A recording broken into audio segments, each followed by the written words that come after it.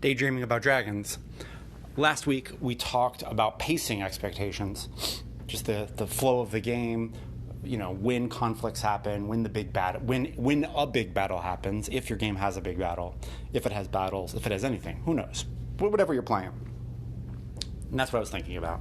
And the way different people reacted to different types of games. Pacing. This week I want to talk about genre expectations, because I feel like that's a lot more ephemeral. That has to be a lot more of an in-depth conversation, right? I was talking about this with Strash the other day about Dune, right? Someone says, oh, I love Dune. Let's play a game based on Dune. You've got to say, cool, I love Dune too. What is it you love about Dune, right? Because there are so many different ways to get into it. Oh, do you like the books? Okay, do you like all the books? Do you like the Brian Herbert books that were written after Frank Herbert died? Do you like just the first book and not read any of the other books? Do you read all the books? Do you like what is it about it that do you like the David Lynch books? Do you like the weirding modulators? Do you like the way the Fremen suits look? Do you like the idea of a white kid walking into a desert culture and saving it? What is it that you like about about Dune? For me, it's knife fights in space and plans within plans, right? That's what interests me about Dune, is kind of a Baroque, ridiculous culture, human culture that has grown in on itself over time, and knife fights in space and all that fun stuff, and then fun, politicking. That's a conversation you have to have. Very similar when you talk about the Forgotten Realms, right? I have friends who love the Forgotten Realms, and I love the Forgotten Realms. But what I love about it might not be what someone else loves about it, right? What I love about it is that first gray boxed set. I think it's actually really cool and a pretty interesting setting document. But then after that, right, the Crystal Shard hits the New York Times bestseller list, and suddenly the Forgotten Realms becomes the most developed piece of fictional real estate on the market. There are just, apartment buildings everywhere, so to speak, metaphorically speaking. You follow me? Cool. So, yeah, what do you love? Do you love the books? Do you love the novels? Did you love the old SSI video games? Do you love the new video games? What is it that you love about it? So you've got to have those conversations. And I think the genre expectations are very similar, right? Oh, I love fantasy. Oh, what kind of fantasy? Oh, grimdark fantasy. Cool, grimdark. What do you love about it, right? Because you might end up finding a situation where you're like, yeah, I'm not really interested in that. Oh, I love the blood and the gore and the, I don't know, it's so realistic. Very often people who love grimdark fantasy say, oh, I love the realism. All right, cool. Well, what does that mean to you? Let's talk about realism, right? You need to have those conversations, because it could mean very different things, right? I remember reading a review of a Star Trek movie, and the reviewer said, yeah, I didn't like it that the science didn't work. It wasn't scientific. It wasn't science fiction. It was fantasy. And I was like, dude, there was a planet of Prohibition era gangsters, an entire planet of Prohibition era gangsters, right? There was a Roman gladiator planet. Y'all need to just chill with your hard science fiction, So anyway, these are conversations you have to have. Star Trek, Star Wars, those are good ones. Well, what do you love about them? Oh, Jedi. Oh, scoundrels, right? You can love very different aspects of those things. And that's a cool conversation to have. What do you love about it? And try to get out of talking about scenes. I feel like when we get together with friends and we're like, oh, what do you love about it? Oh, well, there's that one scene. Okay, well, what did you love about that scene? Get that, dig that thematic stuff out of folks. Rather than just talk about, oh, I loved this scene where this happened. Because you want to figure out, all right, well, what do we want to be doing in this game if we're going to be, riffing off of, X, Y, or Z fictional content. And I think that's just a really interesting conversation to have, and a fun conversation to have about what you love about things. Why do you like them? What about it could you leave behind? When we started our Blades in the Dark Bluecoats game, part of what I said was I really want to play a True Detective game with, a feminist bent, right? I really wish that show, especially the first season, but all of the seasons really, but first season in particular is what I was talking about at the time. It wasn't so great with women and their voices and having them be heard. There just weren't there wasn't a lot of protagonist moments for women in that show.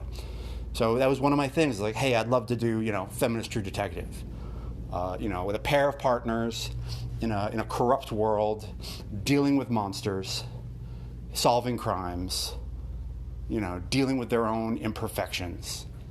And that's kind of where we went, and it was good. And it got Lauren on board right away. I was like, True Detective, but feminist, maybe some Sherlock Holmes, but not so much, solving the crime is going to be a thing, but, more that vibe of Sherlock and Watson, that relationship. And Strash was on board, and when we talked to Lauren, as soon as I said like those two things, she was like, in, done. And it was cool. It got the shorthand got us there. So having those conversations, and I think it's really valid to say, hey, I want to do a game about something I don't like about a genre. We don't ever see X, Y, or Z. We don't ever see this. And I feel like our game, the Burning Wheel game that Sean and I have been running, was very much, especially the Bina Janos Book 1 chapters. And I'll have links to all these games. I'll have links. But I think a lot of that was, we don't see. I feel like a lot of the time when, in fantasy fiction, when you see women being powerful, it's because they were born into noble blood, and so, they have this already. They've got this power, and they grow powerful in the court, and so it was interesting to be playing with a protagonist who was a woman who was a servant, who just really wanted to save this town that had that she had been forced to be adopted into, and wanted to save her family. And it was big and complicated and ridiculous, and I loved it. Loved it. Really cool. Good stuff. So I think the conversation doesn't have to be what you love about it. It could also be, what would you like to see different? What have you never seen in a Star Wars movie but you'd love to see? Oh, cool. Yeah.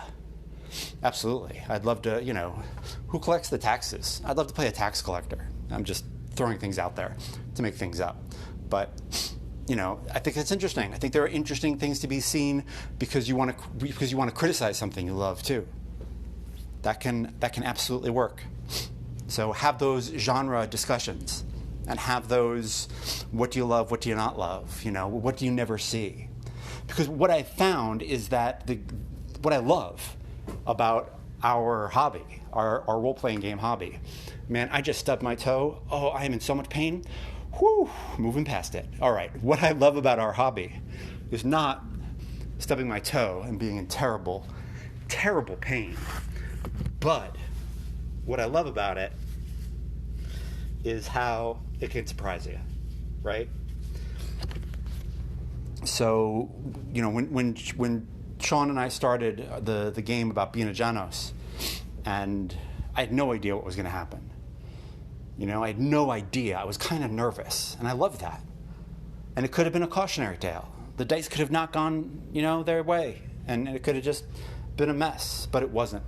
So, be open to having that conversation and then watching how our hobby can move a game beyond the genre and into an area that you just never considered. And I think that can be really cool. Really cool. And yeah, I love that. Love that about our hobby. How you can write a love letter to a genre and then add to it. And add bits that had never been added to it before. Or that you've never seen added to it before. That you would like added to it. So that's it. That's me talking about genre. I'm sure I will come back to this, right? Inspiration Goat often has things to say. So that's what I'm talking about this week, about genre. Last week we talked about pacing, and I said I would get to genre this week. So true to my word, here we are. And now we can get to the inspiration goat. Let's see what IG has to say.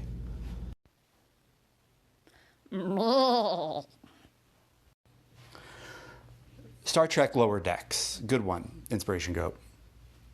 So this is a cartoon. It just came out, kind of a funny, irreverent take on Star Trek. I find it charming.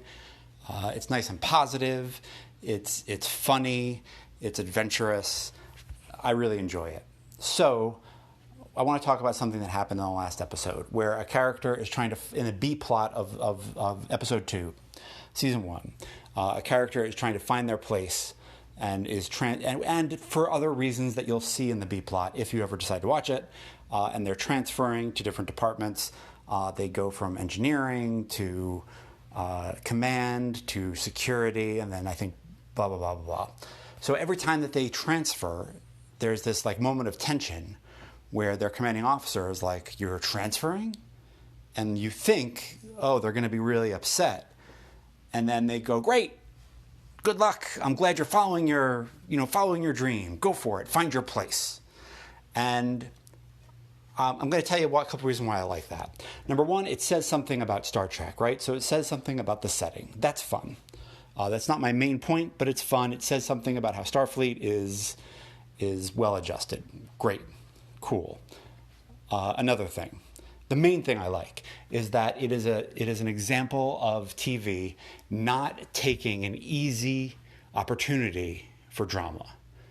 Right? Sometimes, and I feel like because we have to do this, we have to create drama and make decisions about how an NPC or a non-player character, how an organization, how someone who's interacting with the players' characters is going to feel about something very quickly. And very often, the instinct is to have them interact in a way that is antagonistic, or that will create drama, create story, create whatever. And sometimes that's just not the right decision. Sometimes you got to leave the low-hanging fruit and not swing at the lobs. And I like that this is an example of a TV show not taking an easy shot at drama. That seems very rare to me. Most of the time, TV shows just go for it. And I love that they didn't do this. And I think this is something we can bring into our gaming, where you don't go for the easy thing, right?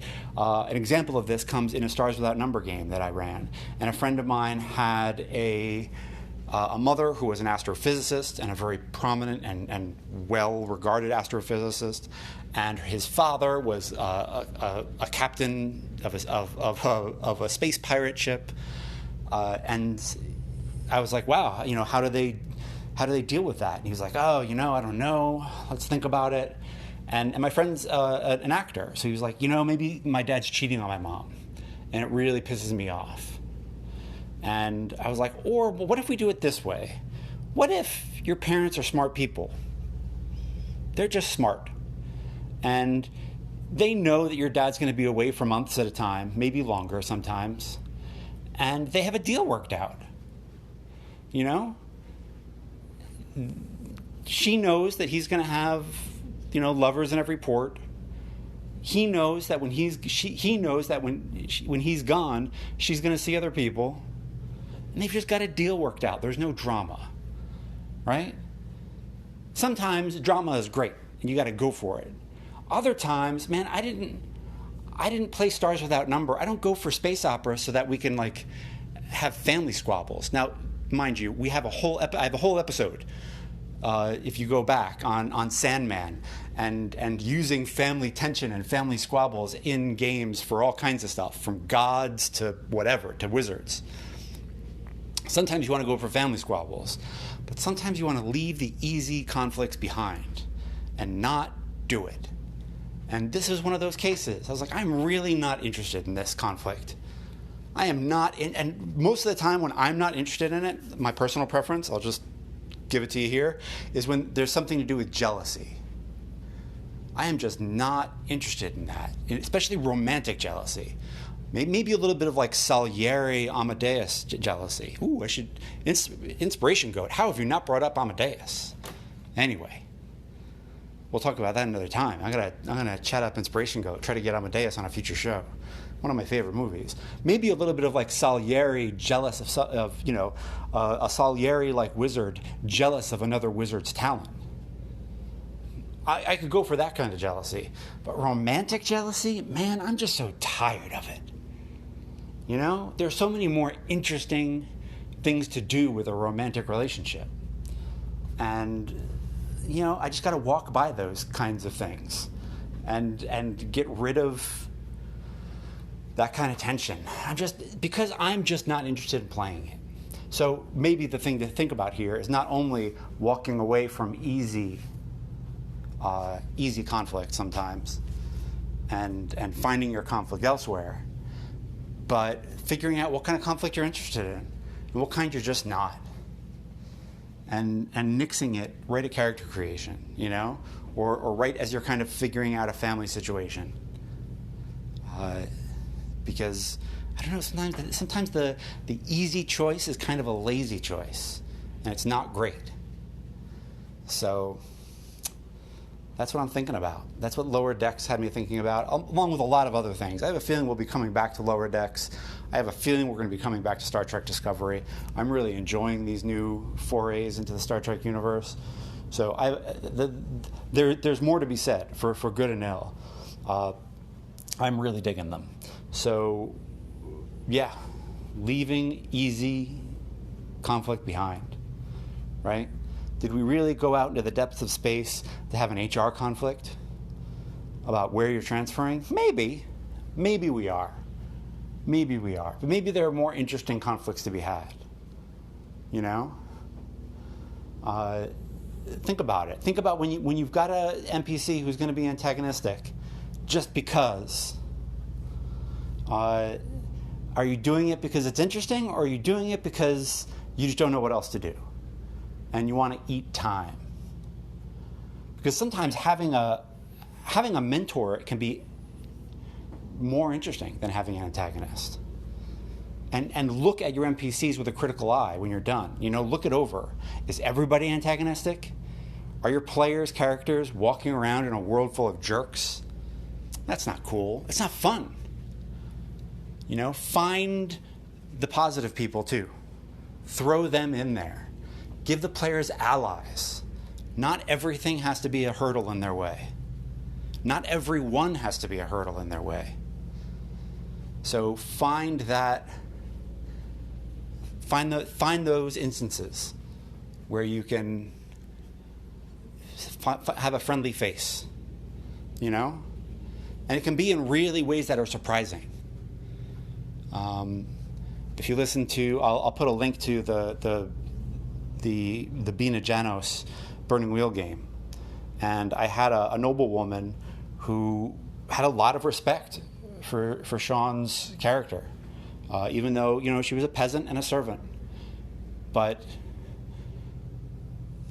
the Duchess respected her and realized that she was an important person in this area. She also set her limits, and set boundaries, professional and or otherwise. But it's an important thing.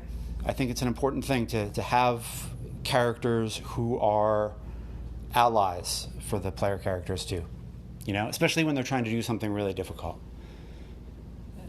Put the allies in there and keep a tally of how many characters, if everybody is antagonistic against them, it might say something about the setting, but it might say something about you. Because sometimes I feel like we're kind of, GMs have a lot of anxiety about filling that time. So are you just trying to fill the time with arguments? Or, are you just nervous?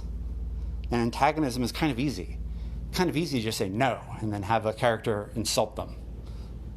What if they didn't? Think about that. When you're thinking about doing an antagonistic character, think about what happens here if this character just is positive. What happens if the player character interacting with them reminds them of their favorite niece, and they just take them under their wing. and watch how the players at your table react to a mentor. It can be really profound. It can be really a strong reaction, a strong positive reaction. So that's what I'm thinking about. Not going for the easy fruit. Let me know how you deal with that, what you're thinking about conflict at your table and when you go for it and when you pull back. I'd love to hear. All right, let's get to the outro. Thank you so much for listening. There are a number of ways to support this show. You can leave me a review on whatever podcast application you're using. If your podcast app doesn't have a review capability, some don't, you can head over to iTunes, drop me a review there. That's always helpful, and I appreciate it. Let people know what they're getting into when they push play for Daydreaming About Dragons. You could also drop me a line. Drop me an email, judd.karlman@gmail.com, and let me know what's going on at your table. You can do it via email. You can send me an MP3 that you've recorded. You can go on the Anchor app and record a message. You can tweet at me. Whatever it is, however you want to let me know that you're listening and that you've got something to say and how something that I've said relates to what's going on at your table. I'd love to hear your point of view. I would love to make this a conversation. I don't want to just be daydreaming alone. And I'm not. You all have been very vocal, and it's been really, really lovely. So thank you very much. Monetarily, there are a number of charities that I have linked. Please give. Black Lives Matter. And I would love to, if you were going to give some money to the show, please give it to any one of those causes. They're amazing, and a little bit of justice in the world is good.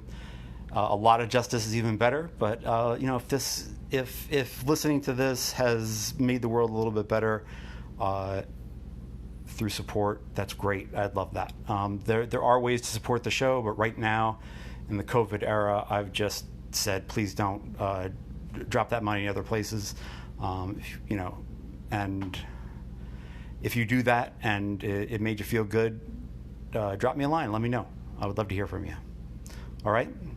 I'm a little off schedule. I thought this was going to come out Sunday. I had an inspiration goat that I wasn't 100% happy with. It still might make it into another show, but I just needed to walk away from it and look at it later. So inspiration goat came to me with this alternate, and I jumped on it. So that's where we're at. So hopefully, I don't know if I'll have a show out on Sunday, but maybe I'll switch to Fridays for a little while. I don't know. We'll see. If not this coming Sunday, then the Sunday after that. Maybe a reply show in the middle. We'll see how it goes. And I hope your gaming is going well. My gaming is going splendidly. I had a real rejuvenating game of Trophy Gold last night that really just set my head right after having kind of a rough day. I hope your games are going that well, and I will talk to you soon. Keep daydreaming.